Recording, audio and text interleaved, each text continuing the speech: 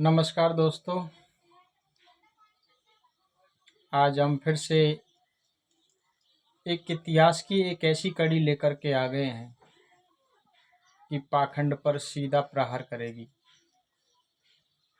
तो वीडियो को स्किप नहीं करना है और वीडियो को पूरी देखने के बाद में आप महसूस करोगे कि सत्यता कुछ और ही है। हमको पाखंडवाद में फंसा रखा है। एक बार कबीर साहब के कोई नए नए शिष्य बने हुए थे। वो कबीर साहब के ज्ञान से प्रभावित तो हुए, लेकिन अभी वो परिपक्व नहीं हुए पूरे ज्ञान से।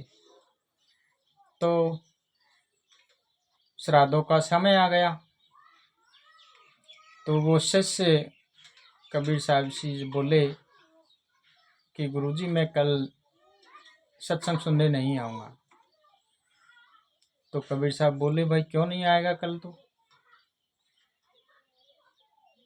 शिष्य बोला गुरुजी हमारे घर पर कल श्राद्ध क्रियाक्रम होगा, तो पंडितों के द्वारा हम श्राद्ध कर्म करेंगे। हमारे गुरुजी पंडित आएंगे और वो श्राद्ध क्रियाक्रम करवाएंगे। तो वे जाननहार थे। परमपिता परमात्मा कबीर साहब तो सब जानते थे कि अभी ये अधपका है, ज्ञान से परिपूर्ण नहीं है। इसको अगर मैं ये बोलूँ कि ये क्रिया सारी गलत है तो ये नहीं मानेगा, क्योंकि इसके अंदर अंधविश्वास और पाखंडवाद पंडितों के द्वारा माइंड के अंदर भरा गया है। उसने कहा कि भाई ठीक है, तो कल नहीं आएंगे तो कोई बात नहीं, परसों आ जाना।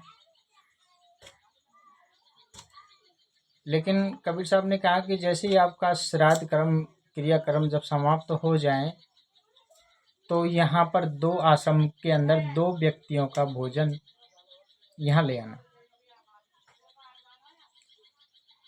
शिष्य ने सोचा कि ठीक है, गुरुजी जैसा किसी के लिए मंगवा रहे होंगे। यहाँ पर काफ़ी सारी संख्या में भक्तजन आते हैं इनकी सत्संग सुनने के लिए। तो कबीर साहब उनको आदेश देते थे कि भाई जाओ आप अपने क्रियाक्रम करवाओ, और आप उस क्रियाक्रम से फ्री होने के बाद में उस भोजन में से आप 2 व्यक्तियों का भोजन लेके यहाँ आ जाना। वहाँ पंडितों के द्वारा वो सारी क्रियाक्रम करवाई गई और छत पर उन कौओं को भोजन डलवाया गया कई प्रकार के व्यंजन बनाने के बाद में। और उनके धर्मगुरु जो पंडित थे, उस शिष्य के उस पंडित ने कहा कि भाई अब आपके पूर्वजों की आत्मा को शांति मिल गई, उनको भोजन मिल गया, हमने ये भोग लगा दिया गया है। तो गुरुजी के आदेश अनुसार उसी भोजन में से 2 व्यक्तियों का खाना वह शिष्य अपने गुरुजी के पास में कबीर साहब के पास में लेकर के चले गए। जैसे ही वो शिष्य आता दिखाई दिया तो गुरुजी उसके साथ हो लिए आश्रम छोड़ करके और उसी के खेतों पर और उस शिष्य को ले गए। शिष्य ने सोचा कि भाई हो सकता है यहाँ पर उनका कोई जान पहचानने वाला आया होगा। तो वहाँ खेतों के पास में जाकर के बोले कि भाई आपने जो माता पिता हैं, जो पूर्वज आपके मरे हैं, उनके नाम लेकर के पुकारो। तो जैसे ही शिष्य ने अपने माता पिता का नाम लेकर के पुकारा, तो जैसे ही उन्होंने आवाज़ लगाई तो तुरंत ही एक गेदुआ और एक गेदूड़ी झाड़ियों से निकल करके उनके पास में आ गए और पास में आकर के दुम हिलाने लगे।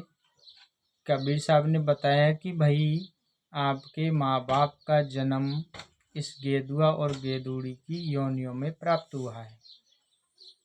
अगर आप इनकी आत्मा तृप्त करना चाहते हो, इनको भोजन खिलाना चाहते हो, तो इनको घर ले जाओ और अब भोजन खिलाओ इनको। तो जैसे ही उनके सामने भोजन परोसा गया तो वो तुरंत खा के और चले गए और पूछा कि क्या आपके जो धर्म गुरु बताते थे कि श्राद्ध निकालने से आत्मा को तृप्ति मिल गई, तो आपके माँ बाप का जन्म तो यहाँ कर्म अनुसार गेदुआर और गेदूड़ी की योनि में हुआ है। अगर आप इनसे स्नेह रखते हो तो आप इन दोनों को घर ले जाओ, ये आपके माँ बाप हैं और ये जीवन पर्यंत जब तक ये जिए तब तक इनको भोजन खिलाओ। तब जाके उस शिष्य को ये बात सारी समझ में आई कि जो हमारे पंडित गुरुजी बताते हैं वो क्रिया सही नहीं। अगर सत्य भक्ति करने से ये सारे बंधन छूटते हैं तो क्यों नहीं हम कबीर साहब की वाणी और इनके सत्संगों का लाभ लेकर के और अपना मोक्ष कराएं। तब जाके उनके दिमाग से ये भ्रमना तोड़ी गई। ऐसे ऐसे लीलाएं करते थे कबीर साहब जी 600 वर्ष पहले भी, और आज धरती पर ऐसी लीला संत रामपाल जी महाराज कर रहे हैं और अपने शिष्यों को सत्य ज्ञान, सत्य भक्ति और दिव्य ज्ञान दे रहे हैं। अगर वीडियो अच्छी लगी तो शेयर करना और ज़्यादा से ज़्यादा पाखंड को छोड़ करके सत्य ज्ञान को अपनाने की आपसे हम अपील करते हैं।